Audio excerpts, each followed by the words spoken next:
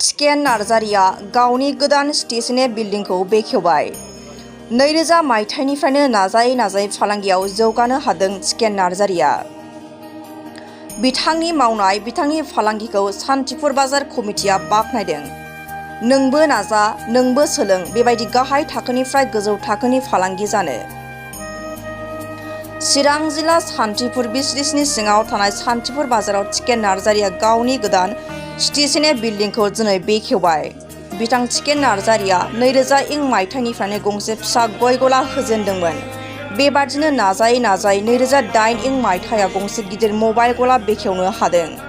दिनैसिम बिथां चिकेन नार्जारिया गंनै मबाइल गला आरो 3 थाला बिल्डिंनि सासे मालिक जानो हानायाव गामिनि रायजो राजाफ्रा आरो सान्थिपुर हाथाइसालिनि गलादारफ्रा बाख्नायदों। उननि समाव बेबायदि जौगालांनायखौ नुब्ला सानसेब्लाबो टाउन जानायनि थांखि नुदों होननानै सान्थिपुर बाजारनि आफादगिरि कमल नार्जारिया फोरमायो। बेजों लोगोसे फुजारि बिजय गिमिरिया फोरमायदों दि जायहा जाफुंसारनो थाखाय नाजायो बियो जेब्लायबो जाफुंसारो। बेबादिनो चिकेन नार्जारियाबो नाजानानै जाफुंसारनाया जोबोद मोजां जादों होननानै थुलुंगा होयो। कमल नार्जारि बे बाजारनिनो प्रेसिडेन्ट। दा आङो नोंथांमोननि थ्रुयै ओरैनो फोरमायथि होनानै एबा फोरमायथिनानै होनो सानबाय। दिनै बिथाङा जायनाखि नैबे बिल्डिं बिगोमा आंनिनो बिबोनां जायो चिकेन नार्जारि। दिनै बिथाङा जोंनि नुनायाव निहाथ एकदम गरिबथारमोन। दिनै गुन्थि दखान होयो होननानै बयबो बुंसावदों आरो नंमारगौमोनबो। दिनै गुन्थि दखान होनानै दिनै बिथाङा मबाइल दखान होफैदों। मबाइल दखान होनाय लोगो लोगोनो एसे गसंथानो हानाय दिनै गोहोआ फैदों। दिनै थाइसे गाबोन थाइसे, दिनै थाइसे गाबोन थाइसे फेहेरै फेहेरै बिथाङा दिनैसिम मोजां अबस्थाखौ जों नुनो मोनदों।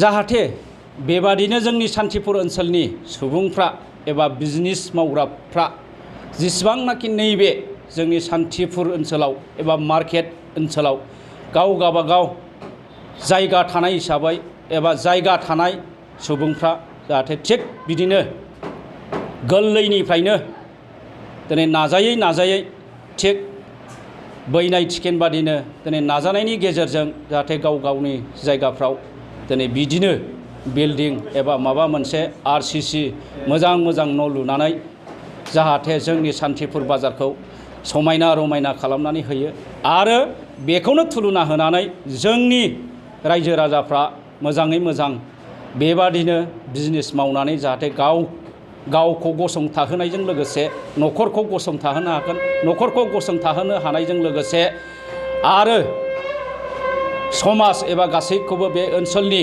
रायजो राजाखौ जाहाथे थुलुंगा होनायाव फैयो। आं बेखौनो आशीर्बाद होयो।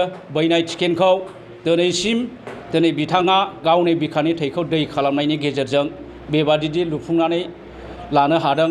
बिराद धन्यबाद आरो बयबो बाख्नायदों, बयबो सापर्ट खालामदों आरो साफ्रामबो बिदिनो नाजालांबाय थासिगोन जोंबो होननानै खोनानो मोनदों जोङो। ओंखायनो जाहाथे आङो बुंनो लुगैयो दिनै साफ्रामबो सुबुंफ्रा बेबादिनो लासै दिनै नाजानायनि गेजेरजों गाबोन समफोरनि गेजेरावनो मोनफ्रामबो बिटिफ्राव मोनफ्रामबो गावबागाव बेक्ति जायगाफ्राव दिनै बिल्डिं लुनानै एबा लुनायखौ नुनानै दिनै गभर्नमेन्टआ हयथ' गाबोन समफोरनि गेजेराव टाउन डिक्लारेसनखौ निस्सय होगोन आरो होथारगोन आं बेखौ मिजिंथिदों।